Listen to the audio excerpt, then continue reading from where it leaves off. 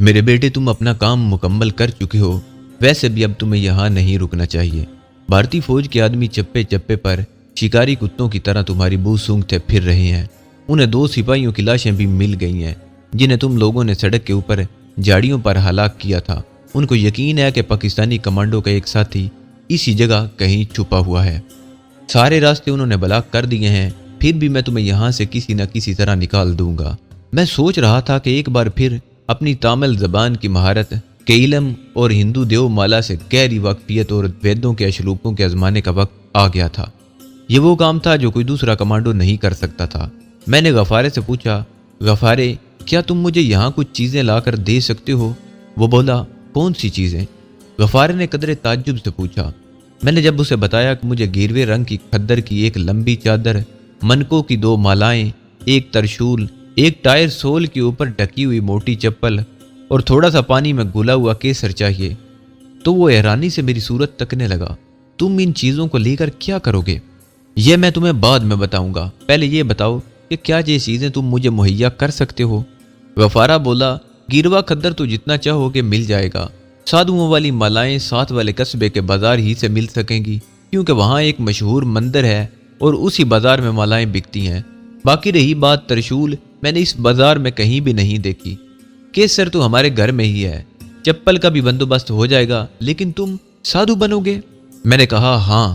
میں نے مسکراتے ہوئے جواب دیا، میں سادھو بن کر یہاں سے نکلوں گا، لیکن غفارے تمہیں میری خاطر، میرے ساتھی کمانڈو کی خاطر ایک اور کام کرنا ہوگا، اور وہ کام یہ ہے کہ جس طرح بھی ہو سکے مجھے اپنے مخبر کے ذریعے صرف اتنا پتہ کر کے بتا دو کہ میرا ساتھی کمانڈو نمبر 9 جموں چھاؤنی میں کس رجمنٹ کی قید میں ہے۔ میں نے اپنے ساتھی کمانڈو کو بھارتی فوج کی قید سے چھڑانے کا فیصلہ کر لیا تھا۔ غفارہ کچھ دیر کے لیے چپ ہو گیا، وہ گہری سوچ میں تھا، پھر سر اٹھا کر میری طرف دیکھنے لگا اور اس کی آنکھوں میں ایک عجیب روشن چمک تھی۔ میرے بچے، پاک فوج کے کمانڈو کو میرا سلام۔ تم لوگ سچے مجاہد ہو۔ اسلام کے شیروں، میں تمہیں ضرور پتہ کر کے دوں گا کہ ہمارا جان باز مجاہد جموں چھاؤنی کی کس رجمنٹ میں قید ہے۔ غفارے نے میرا ماتھا چوم لیا۔ میں نے غفارے کو 500 روپے نکال کر دیے۔ وہ انہیں نہیں لے رہا تھا، لیکن میں نے کہا کہ یہ میں اپنی چیزیں خریدنے کے لیے تمہیں دے رہا ہوں۔ اس نے بہت مجبور کرنے پر صرف 200 روپے لے لیے اور اگلے روز صبح آنے کا کہہ کر چلا گیا۔ ایک بار پھر اس نے مجھے تاکید کی کہ میں کوٹری کے باہر نہ نکلوں اور موم بتی بھی روشن نہ کروں۔ میں نے اس کے جاتے ہی موم بتی بجھا دی۔ غفارے نے کوٹری کے باہر تالا لگایا اور اس کے قدموں کی آواز دور ہوتے ہوتے غائب ہو گئی۔ سرد اندھیرے اور سلند زدہ گڑھے سے نکل کر اس کوٹری کی نیم گرم فضائیں آنے سے مجھے بڑا سکون ملا تھا۔ میں لحاف اوڑھ کر اپنے اگلے مشن کے بارے میں سوچنے لگا۔ یہ مشن اپنے ساتھی کمانڈو نمبر 9 کو دشمن کی قید سے نکالنے کا تھا۔ یہ کوئی سہل کام نہیں تھا۔ جموں بھارتی فوج اتنے سخت تھے کہ عام آدمی فوجی چھاؤنی کے علاقے کے آس پاس بھی نہیں بھٹک سکتا تھا۔ میں اس ضعیف الاعتقاد اور ہزاروں دیوی دیوتاؤں اور تاروں، رشیوں اور طرح طرح کے توہمات پر یقین رکھنے والی قوم کو ان کے توہمات سے ہی شکست دینا چاہتا تھا۔ اس کے لیے میرے پاس کافی مواد تھا۔ میں اپنے ذہن میں ایک باقاعدہ لاہے عمل تیار کرنے کے بعد سو گیا اور ایسے گھوڑے بیچ کر سویا کہ آنکھ کھلی تو غفارہ میرے پاس بیٹھا مجھے جگا رہا تھا۔ مجھے پتہ ہی نہ چل سکا کہ اس نے کب کوٹری کا دروازہ کھولا اور کب اندر آیا۔ تمہاری نیند اتنی گہری نہیں ہونی چاہیے دوست، غفارے نے مسکرا کر کہا۔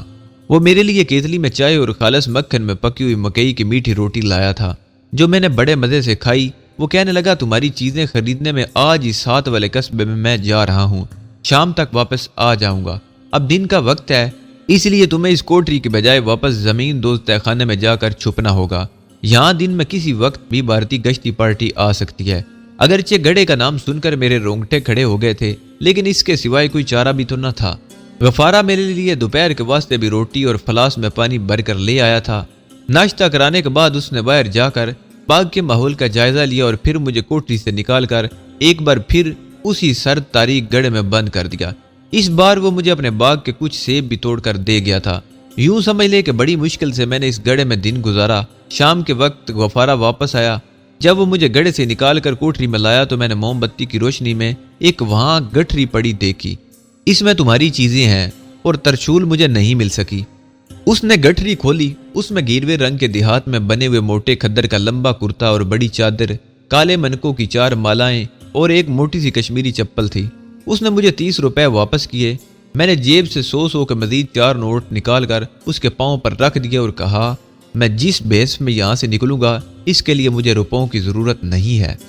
میں جہاں جہاں جاؤں گا روپے پیدا کر لوں گا۔ یہ حقیر سی رقم میں تمہیں نہیں بلکہ اپنی بہن نازو کے جوڑے کے لیے دے رہا ہوں اور انکار نہ کرنا۔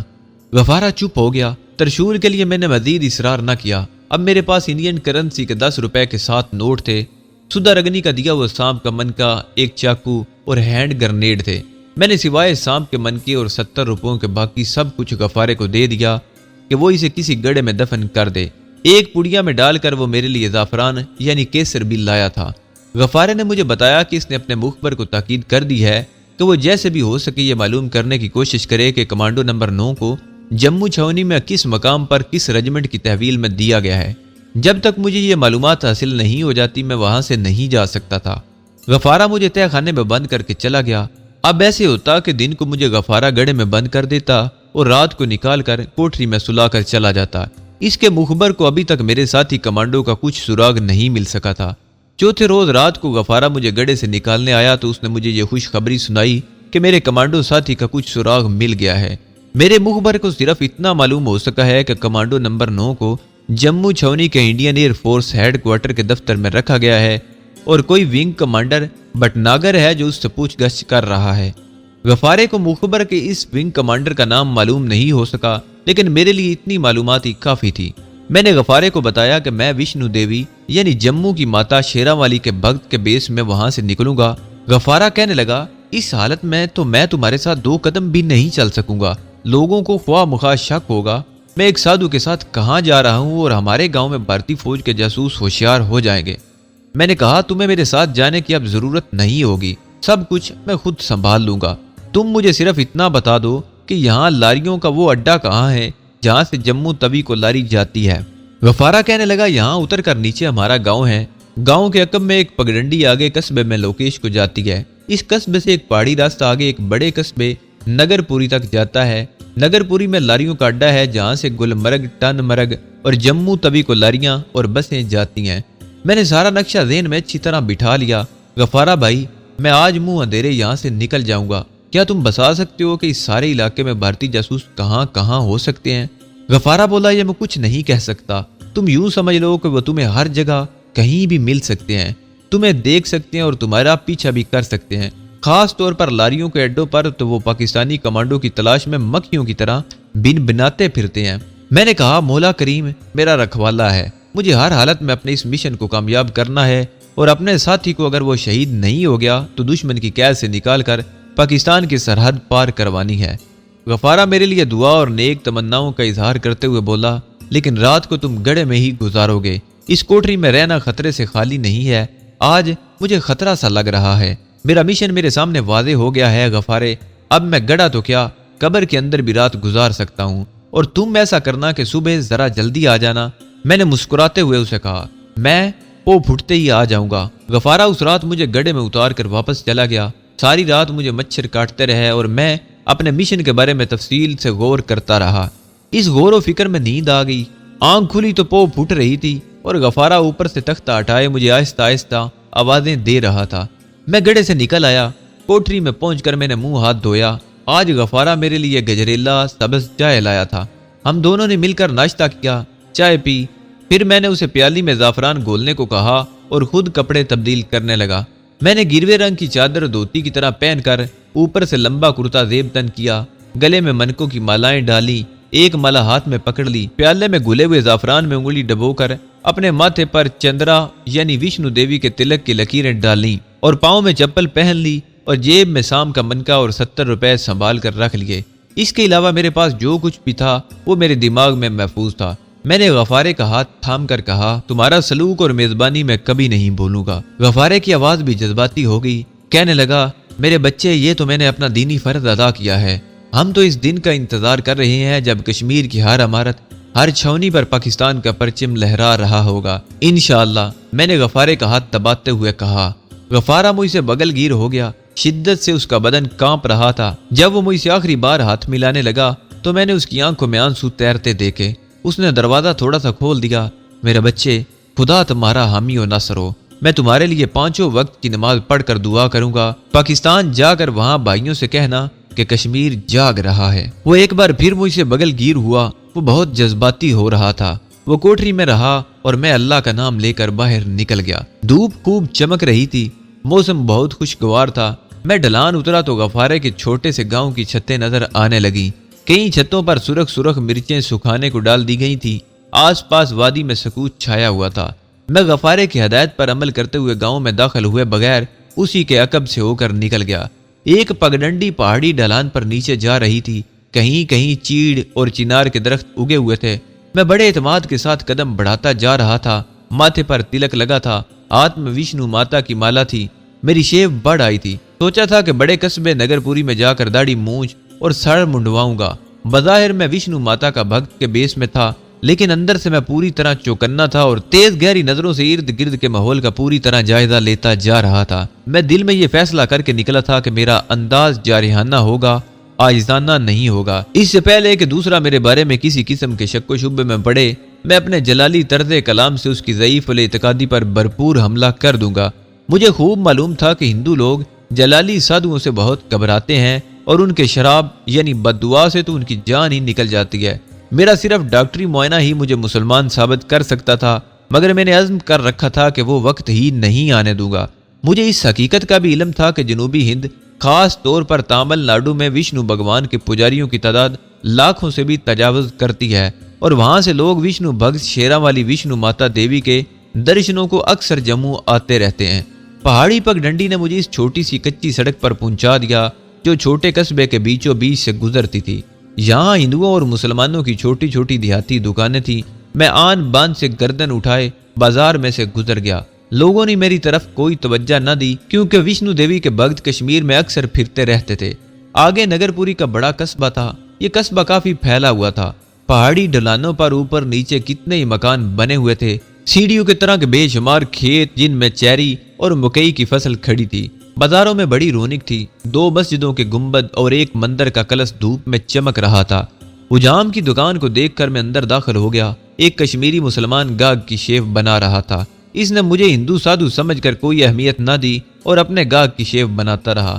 دکان میں لگی مکہ اور مدینہ کی تصویروں کو دیکھ کر صاف پتہ چل گیا کہ یہ حجام مسلمان ہے۔ میں نے بھی ماتا شیراں والی کا جے کرا بلانے کی ضرورت نہ سمجھی، بلکہ نرمی سے کہا، بابا ہم گلمرگ کی پہاڑیوں میں 15 راتریوں کی تپسیا کر کے آ رہے ہیں، ہمارا منہ سر مونڈ دو گے؟ کشمیری حجام نے کرسی پر بیٹھنے کا اشارہ کیا۔ میں دیوار کے ساتھ لگی پرانی کرسی پر بیٹھ گیا۔ یہاں سری نگر کا 1-2 روز پہلے کا ایک اردو اخبار پڑھا تھا۔ میں اسے اٹھا کر پڑھنے لگا۔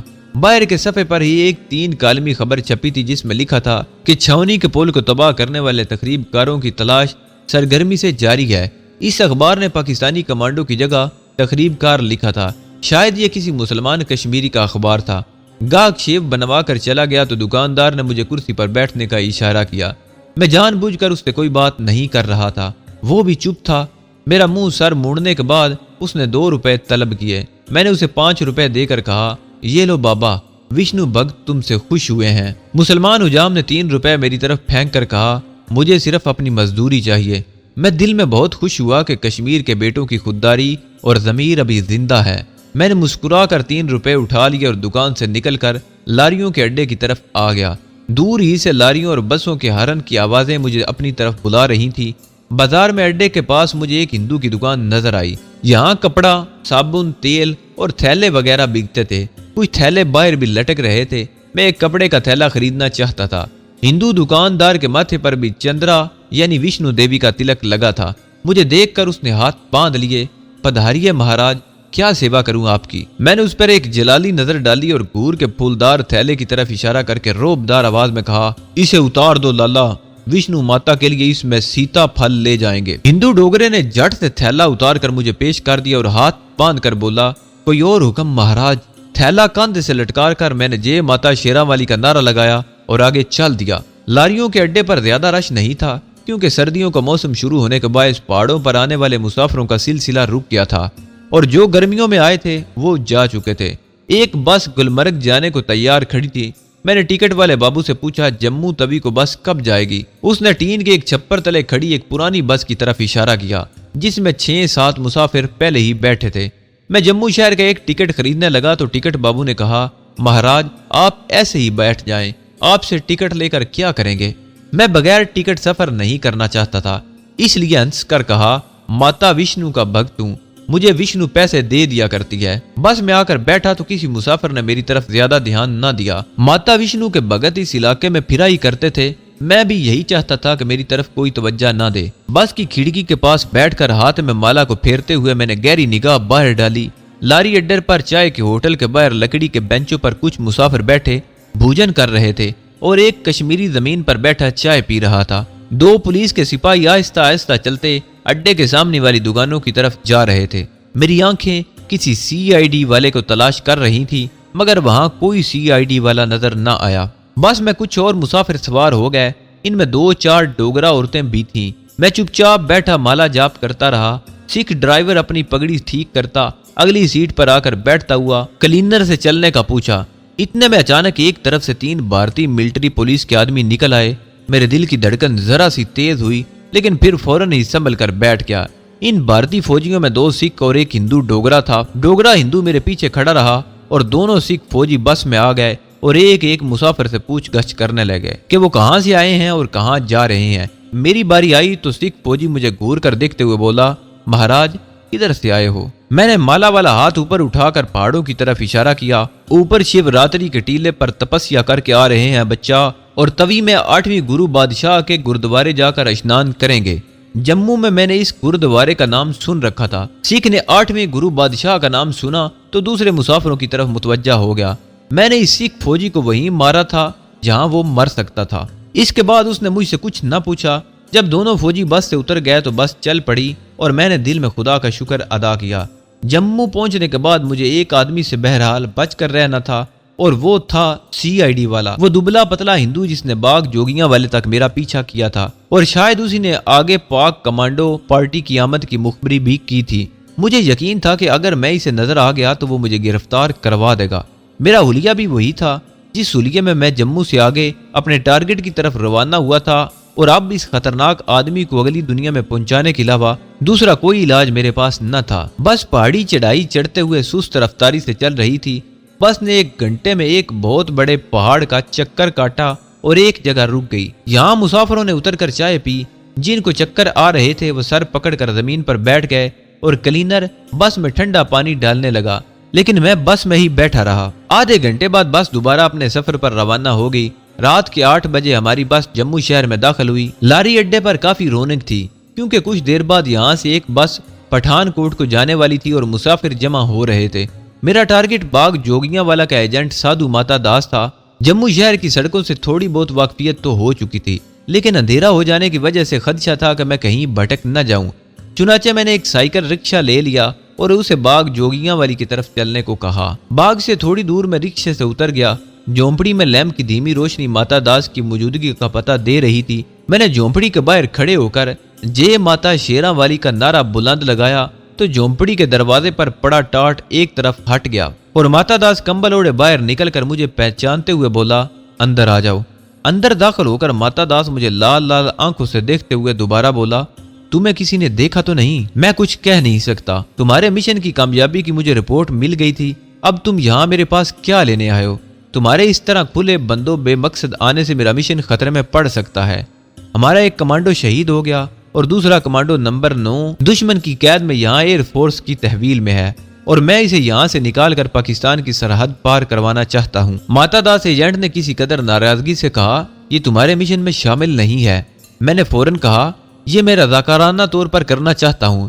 کمانڈو نمبر 9 ہمارا ساتھی اور پاک وطن کا سرفروش مجاہد ہے۔ دشمن اسے اذیتیں دے دے کر ہلاک کر ڈالے گا اور اس کی مدد کرنا ہمارا فرض ہے۔ ایجنٹ ماتا داس بولا تم اگر اسے اپنا فرض سمجھتے ہو تو اپنے طور پر اس کی مدد کرتے پھرو، میں اس سلسلے میں تمہاری کوئی مدد نہیں کر سکتا۔ میں کسی خطرے میں پڑھ کر اپنے مشن کو برباد نہیں کر سکتا۔ میں چپ ہو گیا۔ وہ ٹھیک کہہ رہا تھا۔ ہر ایجنٹ کے پاس ایک خاص مشن ہوتا ہے، اسے ایک خاص فرض سونپا جاتا ہے جس کو اسے ہر صورت میں بلکہ اپنی جان کی بازی لگا کر بھی نبھانا پڑتا ہے۔ وہ اس مشن سے ادھر ادھر کبھی نہیں ہٹتا۔ کمانڈو جب بدقسمتی سے دشمن کی قید میں چلا جاتا ہے تو یہ اس کا فرض ہوتا ہے کہ وہاں سے فرار ہونے کی کوشش کرے۔ دوسرا کمانڈو اسے بچانے کے لیے خاص طور پر دشمن کے علاقے میں اپنی جان اور اپنے مشن کے آپریشن کو خطرے میں نہیں ڈال سکتا، لیکن میں اپنے ساتھی کمانڈو کو بھارتی قید سے نکالنے کا عہد کر چکا تھا۔ میں نے ماتا داس سے کہا، ٹھیک ہے، میں اس زمن میں تم سے کوئی مدد طلب نہیں کروں گا اور تمہیں اس میں ملوث بھی نہیں کروں گا، لیکن تمہیں اس سلسلے میں میری مدد کرنی ہوگی۔ وہ بولا، وہ کیا ہے؟ ماتا داس نے پوچھا۔ میں نے اسے بتایا، میں اپنے طور پر جموں میں کسی دوسری جگہ جا کر رہنا شروع کر دوں گا، لیکن جس CID والے ہندو ڈوگرا نے پہلے بھی میرا پیچھا کیا تھا، اس سے مجھے خطرہ ہے کہ وہ مجھے پہچان لے گا اور مجھے گرفتار کرا دے گا۔ میں اس CID والے سے نجات حاصل کرنا چاہتا ہوں۔ ماتا داس خاموشی سے کچھ سوچنے لگا، پھر بولا، میں نے بھی اسے تمہارے پیچھے پیچھے یہاں آتے ایک بار دیکھا تھا۔